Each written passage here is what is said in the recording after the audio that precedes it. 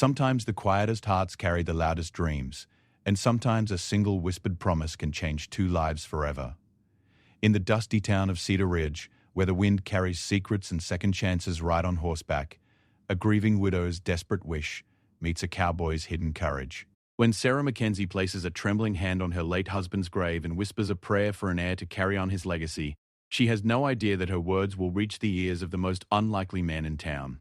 Jake Thompson, the shy ranch hand who stutters around women and finds comfort only in the company of horses, will soon discover that sometimes fate speaks in whispers, and sometimes the greatest adventures begin with the smallest acts of kindness.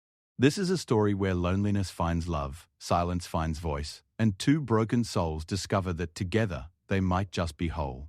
The morning sun cast long shadows across the Cedar Ridge Cemetery as Sarah Mackenzie knelt beside her husband's grave. The headstone read, "Thomas Mackenzie, 1845, 1885, beloved husband and rancher." But the words felt empty to her now. 6 months had passed since consumption took him, and the Mackenzie ranch was slowly dying without its strong-willed owner. Sarah pressed her palm against the cool marble and closed her eyes. At 28, she felt ancient. The townspeople whispered behind her back about the young widow who refused to sell the ranch and move back east to live with her sister. They didn't understand that this land was all she had left of Thomas, all that remained of their dreams together.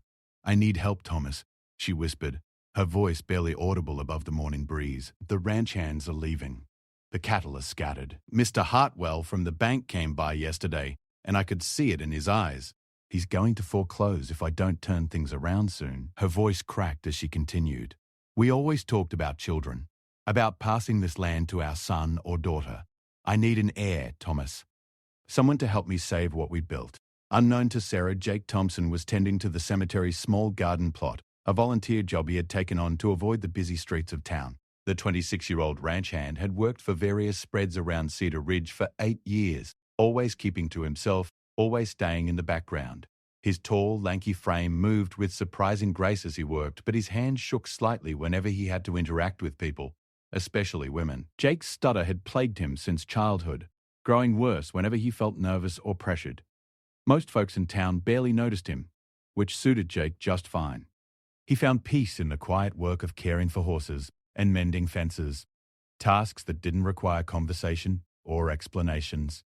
As he worked near the old oak tree, Jake couldn't help but overhear Sarah's whispered words. Her pain resonated with something deep inside him. He had lost his own parents in a barn fire when he was 16 and understood the crushing weight of loneliness. But it was her mention of needing an heir, someone to help save the ranch, that made him pause in his work.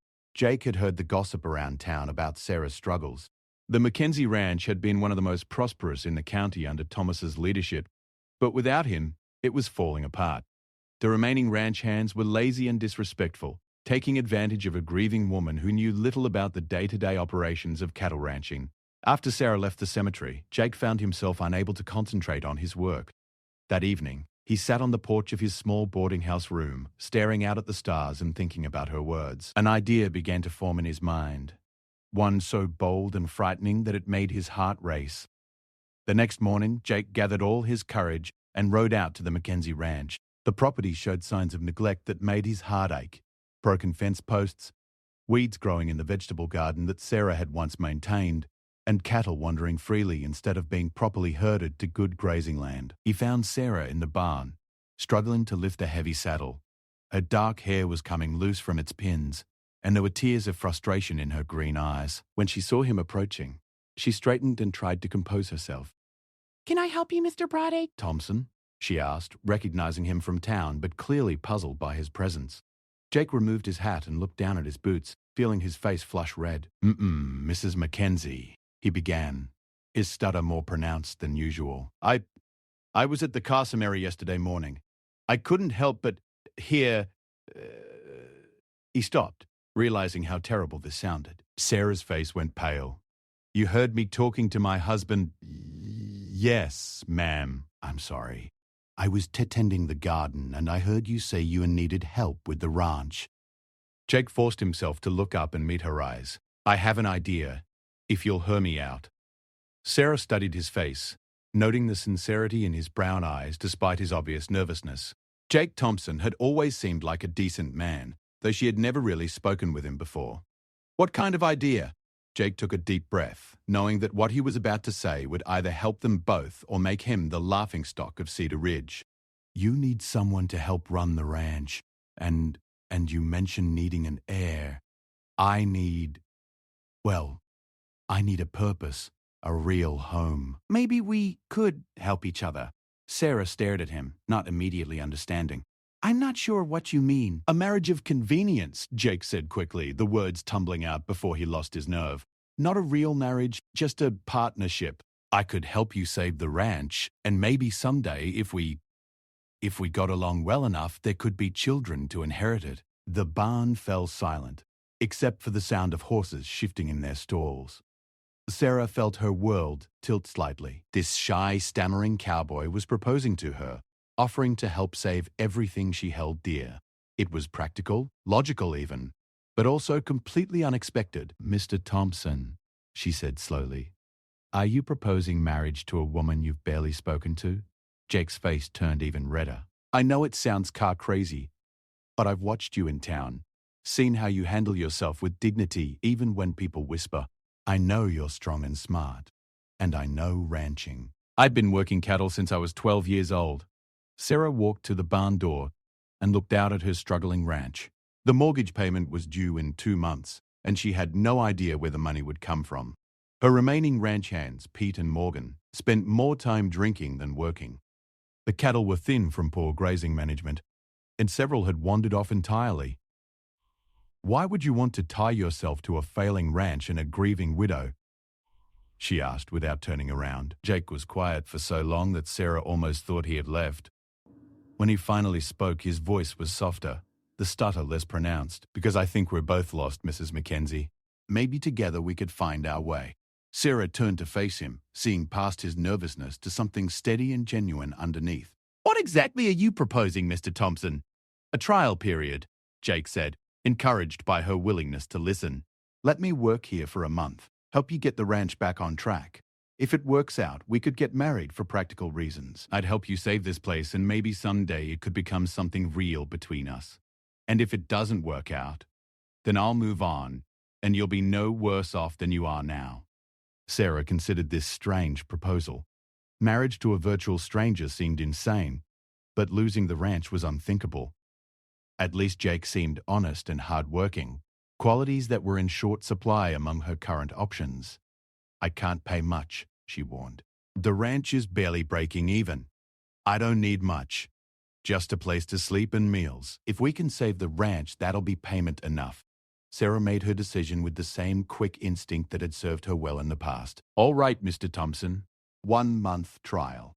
You can sleep in the bunkhouse and I'll cook for you along with Pete and Morgan. But I want to be clear about something. Jake waited, hardly daring to breathe. If we do this, if we eventually marry, it will be because we both choose it freely, not out of desperation or convenience alone. I won't be trapped in a loveless marriage again. Again? Jake asked, then immediately looked embarrassed for prying. Sarah's expression softened slightly. Thomas was a good man, but our marriage was arranged by our families. We grew fond of each other, but it was never what I dreamed marriage could be. Jake nodded, understanding more than she realized. I want you to know, Mrs. DeBitt Mackenzie, I would never pressure you into anything. If we marry, it'll be because you want to, not because you feel you have to. That afternoon, Jake moved his few possessions into the bunkhouse and got his first real look at the ranch's problems. Pete and Morgan were indeed useless, spending their time playing cards and complaining about everything from the food to the weather. The cattle were scattered across 3 different pastures with broken fences between them, and the barn needed major repairs. But Jake also saw potential. The land was good, the water sources were reliable, and the basic infrastructure was solid. With proper management and hard work, the Mackenzie Ranch could be profitable again.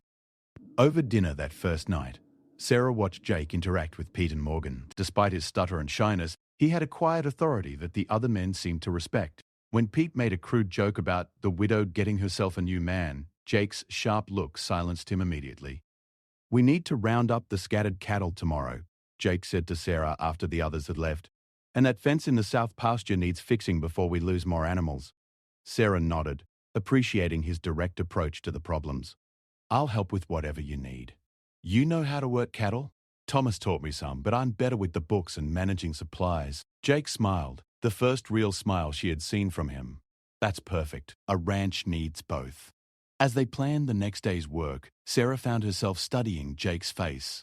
Without the nervousness that marked his interactions with others, he seemed more confident, more capable. His ideas for improving the ranch showed real knowledge and experience. That night, lying in her empty bed, Sarah stared at the ceiling and wondered if she was making a terrible mistake. Marrying a man she barely knew seemed like something from a dime novel, not real life. But as she listened to the sound of Jake working late in the barn, checking on a sick horse, she felt something she hadn't experienced in months: hope. In the bunkhouse, Jake lay awake as well, hardly able to believe what he had done. He had proposed to Sarah Mackenzie, the most beautiful and accomplished woman in Cedar Ridge, the same woman he had been admiring from afar for months, too shy to even tip his hat to her in town. But he had meant every word. He did think they were both lost, and he did believe they might find their way together. The ranch could be saved with proper care, and maybe, just maybe, Sarah could learn to care for him the way he was already beginning to care for her. As the first week passed, Jake threw himself into the ranch work with a dedication that impressed Sarah. He was up before dawn checking the animals, spent his days repairing fences and moving cattle to better grazing, and often worked past sunset on maintenance projects. His stutter disappeared entirely when he was focused on ranch business, and Sarah began to see glimpses of the confident man hidden beneath his shy exterior. The turning point came when Jake confronted Pete and Morgan about their lazy work habits. Sarah watched from the kitchen window as Jake, without raising his voice or stammering once, explained that they could either do their jobs properly or find employment elsewhere. "This ranch is going to succeed," he told them calmly. "Mrs. Mackenzie deserves better than what you've been giving her. You can be part of the solution, or you can leave." To Sarah's amazement, both men straightened up and began actually working. By the end of the week, they had repaired 2 miles of fence and rounded up nearly 50 head of scattered cattle. That evening, as Sarah and Jake reviewed the ranch's financial books together, she found herself genuinely enjoying his company. He had good ideas about reducing costs and improving efficiency, and he listened to her concerns with respect and attention. "You've accomplished more in 1 week than I managed in 3 months, she admitted. "I was beginning to think the ranch was hopeless." Jake looked up from the ledger he was studying. "It's not hopeless. It just needs someone who cares about it." "Like you? Like both of us?" Sarah felt her heart skip slightly at the warmth in his voice. "Jake, can I ask you something?" He nodded, noting that she had used his first name for the first time. "Why aren't you married already? You're a good man. Hard-working kind. Surely some woman in town has caught your eye." Jake's face reddened, and the stutter returned. I never thought any woman would want a man like me. I'm not good with words, and I don't have much to offer."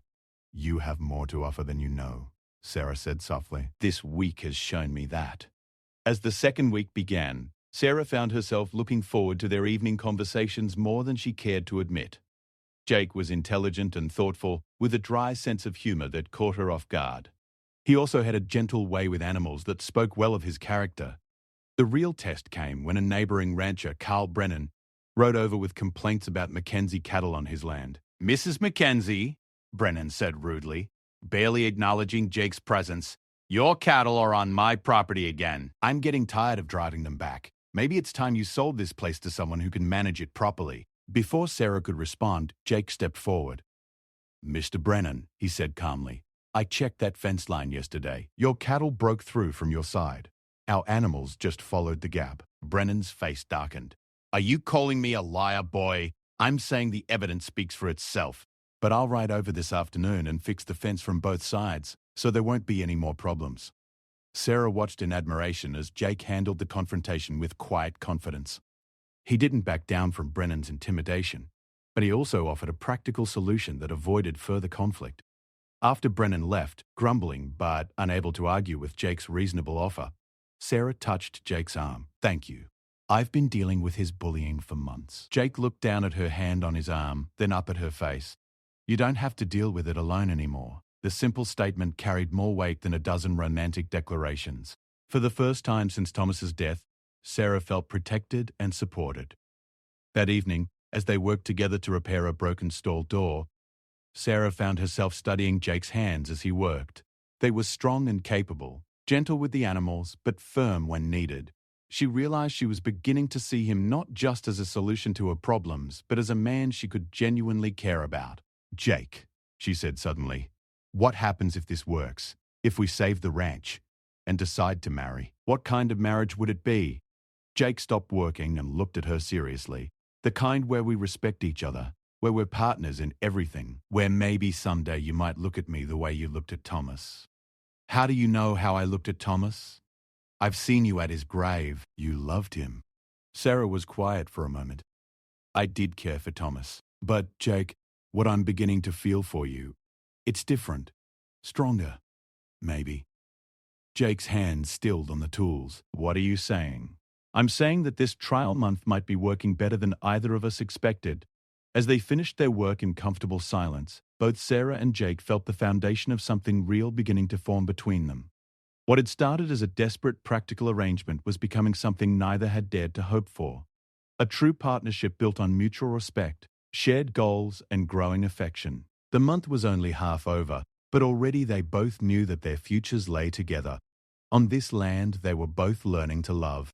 The third week brought unexpected challenges that would test both Sarah and Jake's growing partnership. A late spring storm rolled through Cedar Ridge, bringing with it driving rain and hail that damaged crops and scattered livestock across the county. Sarah woke to the sound of thunder and rain pelting her bedroom window, but what concerned her more was the urgent knocking at her front door. Jake stood on her porch, soaked to the skin despite his rain slicker, his hat dripping water onto the wooden boards. "Sarah, we've got problems. The storm spooked the cattle, and they broke through the north fence. Some of them are heading toward Willow Creek, and if they cross that swollen water, we might lose them for good." Without hesitation, Sarah grabbed her riding coat and boots. "How many men do we need? Pete and Morgan are already saddling horses." "But Sarah, this isn't going to be easy riding. The ground's muddy and visibility is poor." Sarah met his concerned gaze steadily. "This is my ranch, Jake. These are my cattle. I'm going." Jake nodded, recognizing the determination in her voice that reminded him why he had fallen for this remarkable woman. Together they ran through the rain to the barn, where Pete and Morgan waited with the horses. The next 6 hours tested every skill Sarah had learned from Thomas and every technique Jake had mastered in his years of ranching. They rode through driving rain, navigating treacherous muddy trails and swollen streams to round up nearly 40 head of scattered cattle. Sarah proved herself as capable in the saddle as any ranch hand, working alongside Jake with an efficiency that impressed even the cynical Pete and Morgan. When they finally returned to the ranch house, muddy and exhausted but successful, Jake looked at Sarah with newfound respect and admiration. Her dark hair had escaped its braid and hung in wet strands around her face. Her clothes were caked with mud, and she was shivering from the cold rain. But her green eyes blazed with triumph. "Not bad for a grieving widow who doesn't know ranching," she said with a tired smile, echoing the cruel words some townspeople had used to describe her. Jake stepped closer, his own exhaustion forgotten in the rush of pride and affection he felt for this incredible woman. "Sarah, you were amazing out there. Thomas would have been proud."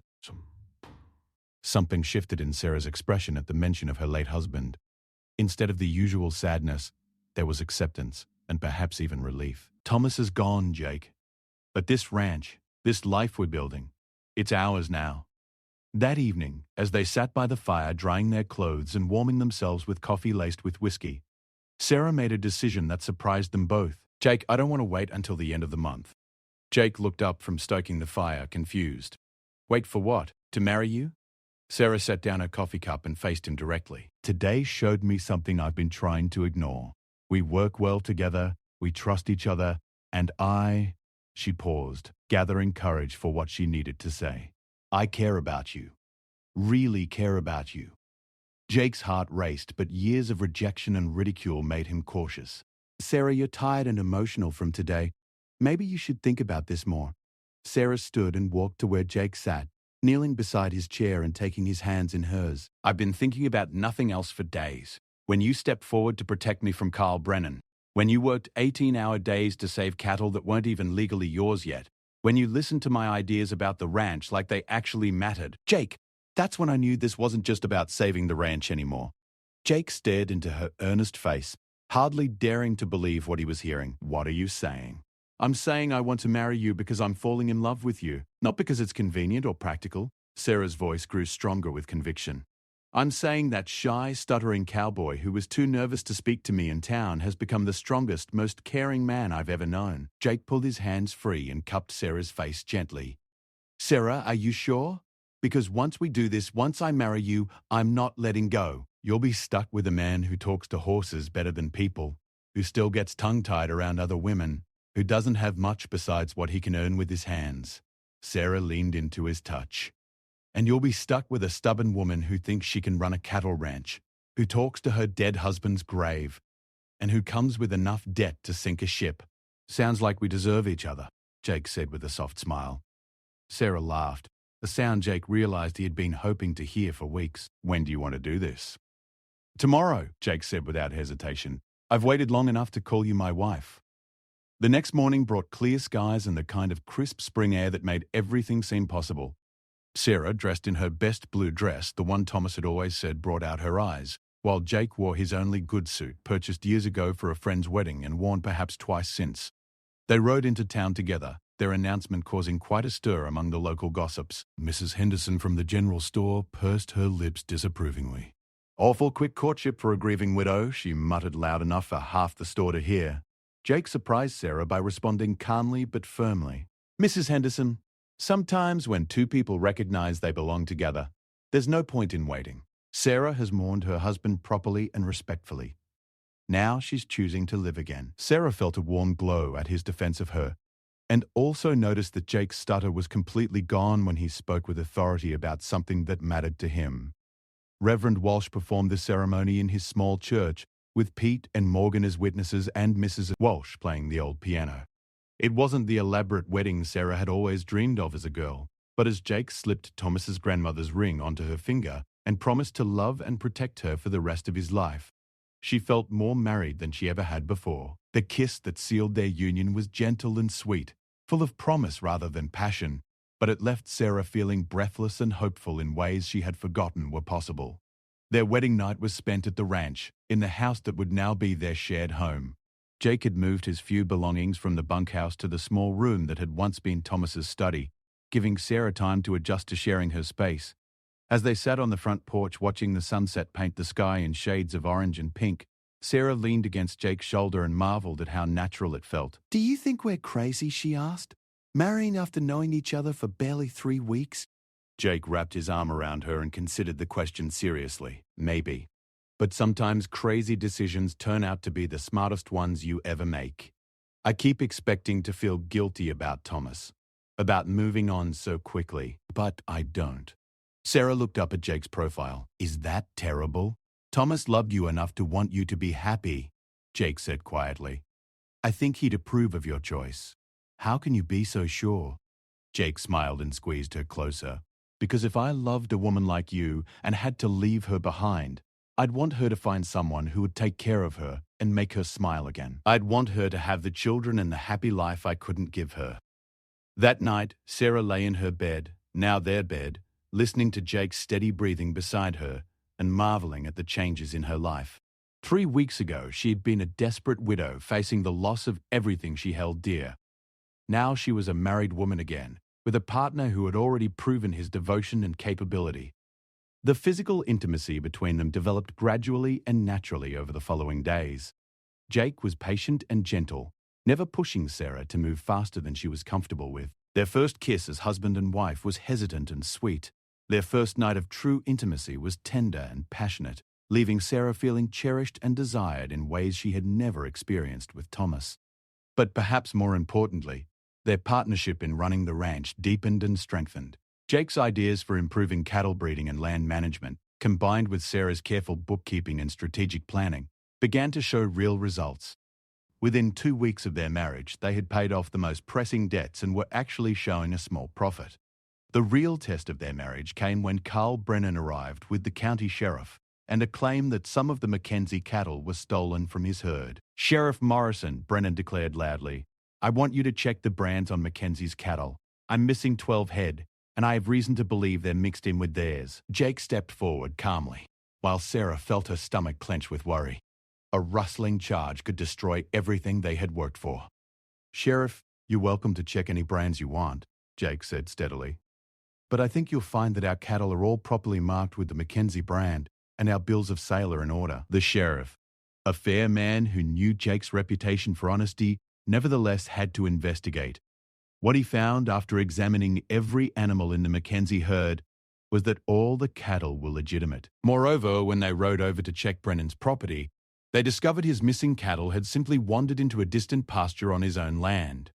"Brennan," Sheriff Morrison said with barely concealed disgust, "you've wasted my time and made false accusations against good people. If you pull something like this again, I'll charge you with filing a false report." After the sheriff and Brennan left, Sarah threw her arms around Jake in relief and gratitude. "How did you stay so calm? I was terrified." Jake held her close, breathing in the scent of her hair. "Because I knew we hadn't done anything wrong, and because I knew that even if the worst happened, we'd face it together." That night, as they celebrated their victory over Brennan's attempt to discredit them, Sarah realized that her feelings for Jake had deepened into something profound and lasting. This wasn't the comfortable affection she had felt for Thomas, but rather a passionate love built on shared trials and mutual respect. "Jake," she said as they prepared for bed, "I need to tell you something."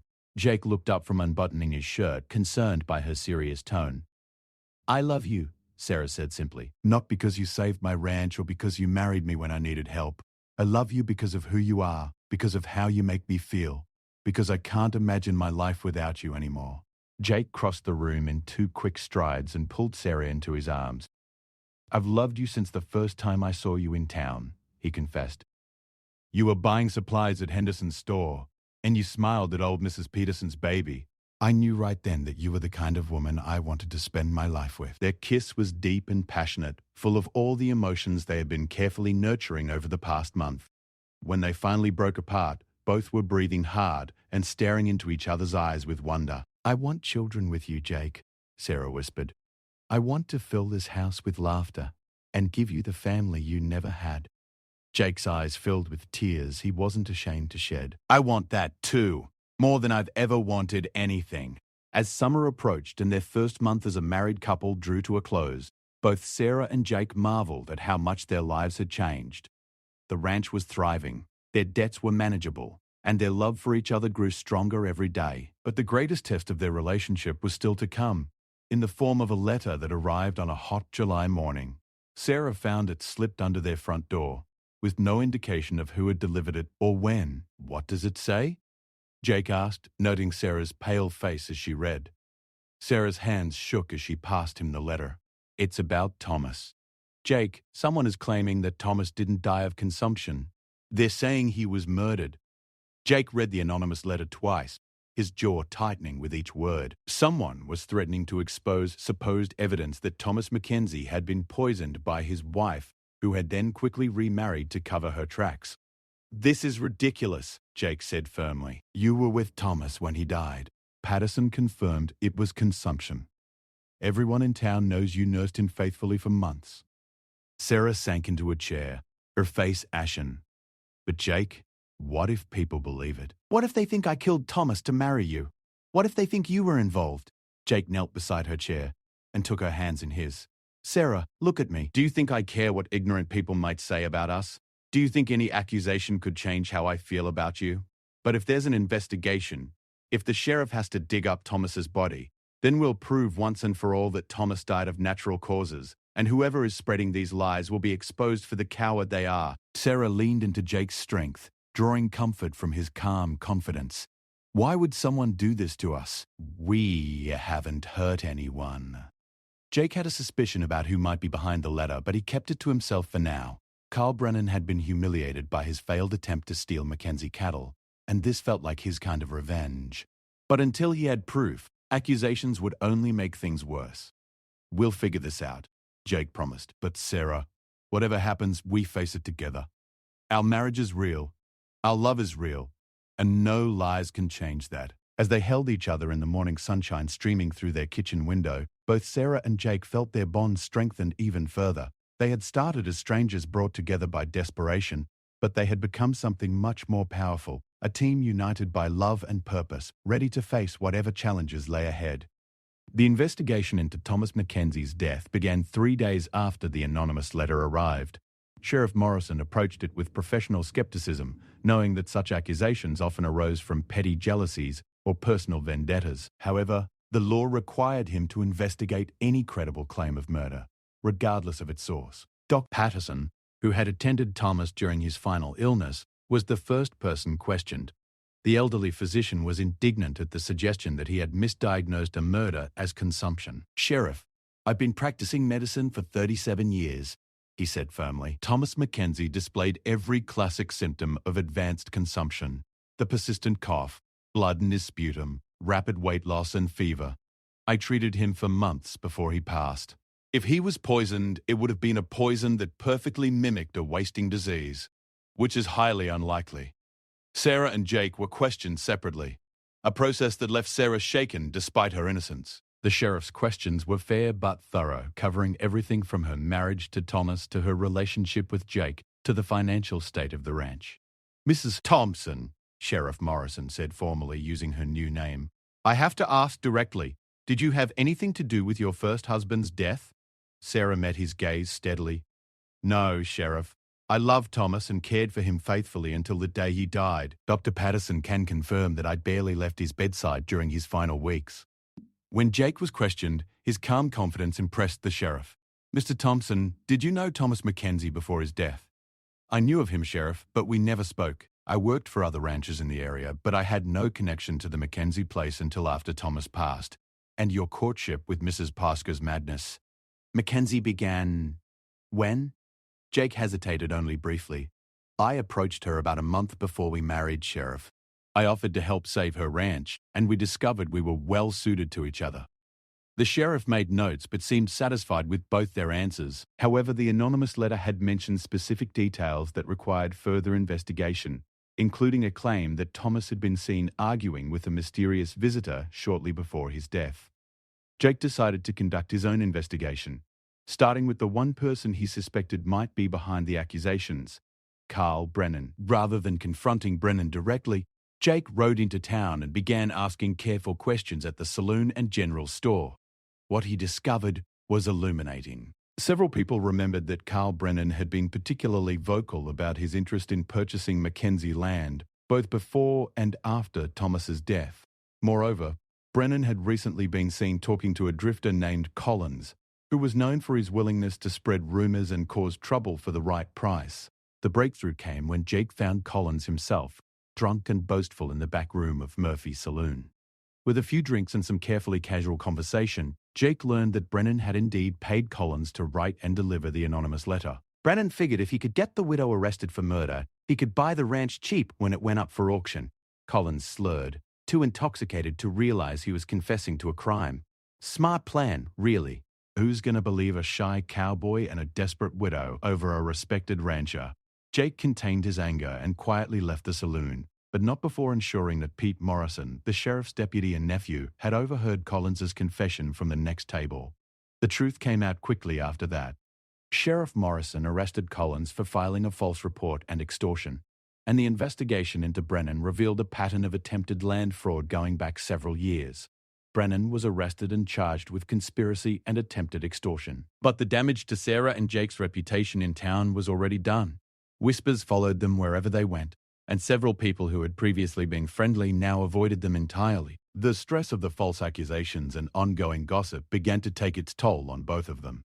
"Maybe we should leave," Sarah said one evening, as they sat on their porch watching the sunset. "Sell the ranch and start over somewhere else, where people don't know our history."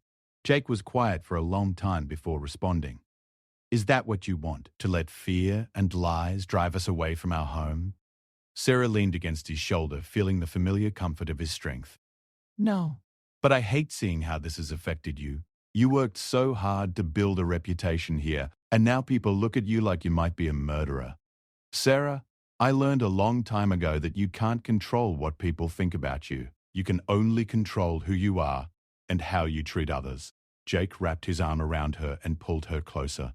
"Besides, the people whose opinions matter know the truth. Dr. Patterson, Sheriff Morrison, even Pete and Morgan have stood by us."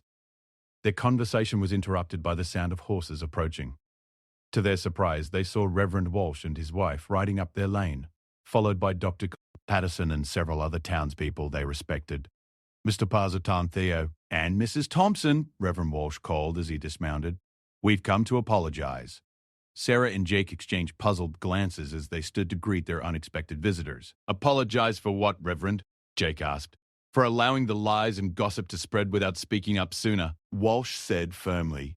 We've known both of you for years, and we should have defended your character more vigorously. Doctor? Patterson stepped forward, his weathered face serious. I want you both to know that I will stake my professional reputation on the fact that Thomas Mackenzie died of consumption and nothing else. Anyone who questions that is questioning my competence as a physician. One by one, their visitors expressed similar sentiments. The baker's wife apologized for avoiding Sarah in the general store. The bank president assured them that the Mackenzie ranch's accounts would continue to be welcome at his institution. Even old Mr. Henderson admitted that he had been wrong to give credence to malicious gossip. As the visitors prepared to leave, Reverend Walsh pulled Jake and Sarah aside. There's something else you should know. We've been talking among ourselves, and we believe this community owes you both a debt of gratitude. For what? Sarah asked, confused. For showing us what real love and commitment look like, Mrs. Walsh said warmly. The way you two have supported each other through this ordeal. The way you've built a successful partnership from what started as a practical arrangement. It's been inspiring to watch. After their visitors left, Sarah and Jake sat in comfortable silence, processing what had just happened. The false accusations had been painful, but they had also revealed the depth of support they had in their community and the strength of their own relationship. You know what I learned from all this? Sarah said eventually. What's that? That marrying you wasn't just the smart thing to do for the ranch, it was the smart thing to do for my heart. Jake turned to face her, seeing the love and certainty in her green eyes. Sarah, there's something I need to tell you. She waited, noting the slight nervousness in his voice. The night before I came to you with my proposal, I had been planning to leave Cedar Ridge. I was tired of being the quiet man in the background, tired of having no real purpose or place. Jake took her hands in his. You didn't just save the ranch when you married me, you saved me. Sarah felt tears prick her eyes. Jake, you saved me too. I was drowning in grief and failure, and you threw me a lifeline. We saved each other, Jake said softly, leaning down to kiss her. Their kiss was interrupted by a sudden realization that made Sarah gasp and pull back. Jake, I'm late. Late for what? No, I'm late. My monthly courses should have started a week ago. Jake's eyes widened as understanding dawned. Are you saying, I think I might be with child? The possibility hung in the air between them, overwhelming and wonderful at the same time. They had talked about children, hoped for them, but the reality of it actually happening felt miraculous. How do we find out for sure? Jake asked, his voice hushed with awe. We wait a little longer, and then we ask Dr. Patterson to examine me. 2 weeks later, Dr. Patterson confirmed what they had both begun to hope and believe. Sarah was indeed expecting a child.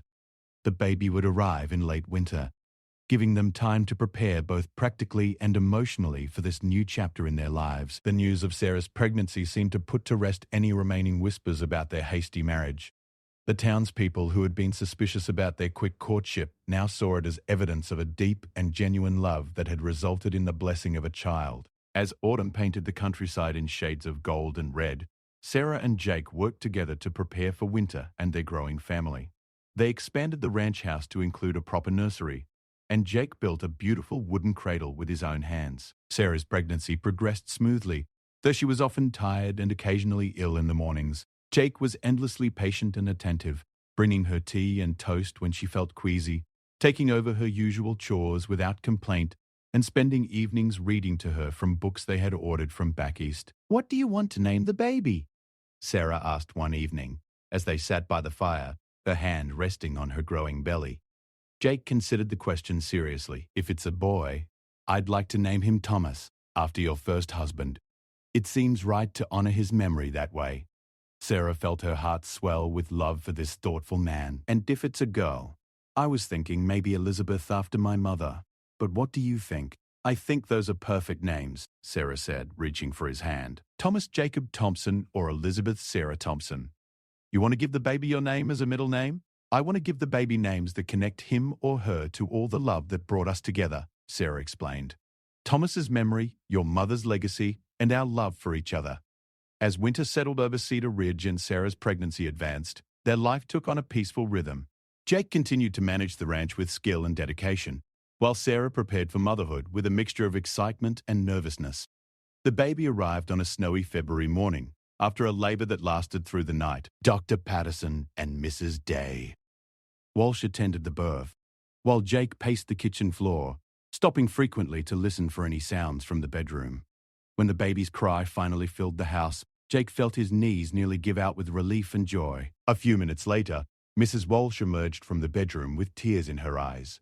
"Congratulations, Mr. Thompson," she said warmly. "You have a beautiful, healthy son."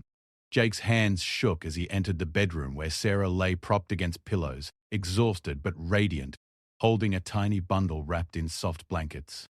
"Say hello to Thomas Jacob Thompson," Sarah said softly, her voice filled with wonder and love. Jake approached the bed carefully, hardly able to believe this moment was real. When Sarah placed their son in his arms, Jake felt his entire world shift and expand. The baby was perfect, with Sarah's delicate features and a surprising amount of dark hair. "He's beautiful," Jake whispered, his voice rough with emotion. "He looks like you." "He has your hands," Sarah observed, noting the baby's long, slender fingers. "He'll be good with horses, like his father." As Jake held his son and looked at his wife, both of them glowing with happiness and love, he marveled at the journey that had brought them to this moment. It had begun with a desperate whisper at a graveside and a shy cowboy's unlikely proposal, but it had grown into something neither of them had dared to hope for: a true and lasting love, a thriving ranch, and now a family of their own. "Thank you," he said to Sarah, though the words seemed inadequate for everything he was feeling. "For what?" she asked, though she was smiling because she understood. "For trusting me. For taking a chance on us. For giving me everything I never knew I wanted." Sarah reached up to touch Jake's face, her fingers gentle against his cheek. "Thank you for hearing my whisper that morning and having the courage to answer it." Outside their window, snow continued to fall on the Mackenzie Ranch, now the Thompson Ranch, covering the land in pristine white that seemed to represent the fresh start they had all found together. Inside the warm house, 3 hearts beat in harmony: a shy cowboy who had found his voice, a grieving widow who had found new love, and a baby who would grow up surrounded by the kind of love that overcomes every obstacle. In years to come, when Thomas Jacob Thompson was old enough to understand, his parents would tell him the story of how they met and married. They would tell him about his namesake, Thomas Mackenzie, who had loved the land enough to build something lasting on it.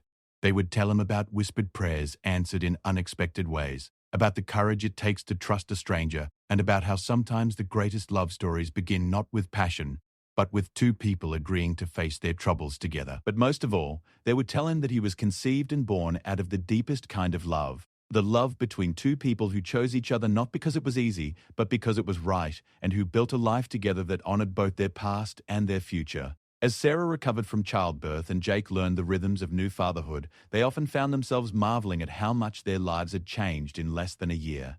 The ranch was now one of the most successful in the county. Their marriage had become a love story that people spoke of with admiration rather than suspicion, and their son was healthy and thriving. On quiet evenings when the baby slept and they sat together planning their future, Sarah and Jake would sometimes remember that desperate morning in the cemetery when everything seemed hopeless. They remembered the awkward proposal that had seemed so risky and impractical at the time, the gradual building of trust and affection, and the moment when they had realized that their practical arrangement had become the love of a lifetime. "Do you ever regret it?" Sarah asked one such evening. "Giving up your freedom to tie yourself to a struggling widow in a failing ranch?" Jake looked at her in amazement. "Regret finding you? Regret having Thomas? Regret building the life we have now?" He shook his head firmly. "Sarah, you and Thomas are my freedom. Before you, I was just drifting through life without purpose or hope. Now I have everything." As if summoned by his father's voice, baby Thomas stirred in his cradle and opened his dark eyes, looking around the room with the serious expression that already reminded everyone of his father. Jake rose to pick up his son, settling back beside Sarah with the baby in his arms. "You know what I think about sometimes?" he said to Sarah as Thomas gripped his finger with surprising strength. "What's that?" "I think about that morning in the cemetery when you whispered your prayer for an heir. You thought you were talking to Thomas's spirit, asking for help from beyond the grave. Jake looked down at his son, then back at his wife. But maybe Thomas was listening. Maybe he sent me to you because he knew I would love you and take care of his land, and give you the children he couldn't. Sarah felt tears of happiness fill her eyes. Do you really think so? I think love finds a way, Jake said simply. Thomas loved you enough to want you to be happy. I love you enough to spend my life making sure you are. And this little one will grow up knowing he's surrounded by more love than most people find in a lifetime. As they sat together in their warm home, with their sleeping son between them and the promise of many more years ahead, Sarah and Jake knew that their love story would become the stuff of local legend. People would talk about the shy cowboy who found his courage and the grieving widow who found new love, about the ranch that was saved by determination and partnership, and about the baby who was born from hope and faith and the kind of love that endures all trials. But for Sarah and Jake, the most important part of their story was not how it began or how it would be remembered by others. The most important part was that it was theirs, built day by day through shared work and mutual respect, strengthened by challenges overcome together, and blessed with a love that had grown from the smallest seed of possibility into something beautiful and enduring. In the years that followed, Thomas Jacob Thompson would be joined by 2 sisters and another brother. The ranch would continue to prosper under Jake's skilled management and Sarah's careful planning. And visitors to the Cedar Ridge Cemetery would sometimes see an entire family visiting Thomas Mackenzie's grave, not in mourning but in gratitude, thanking him for the legacy of land and love that had brought them all together. The shy cowboy's stutter would fade completely as his confidence grew, though he would always be a man of few words who preferred action to speeches. The grieving widow would become a pillar of the community, known for her generosity to other struggling families and her wisdom in matters of both business and the heart.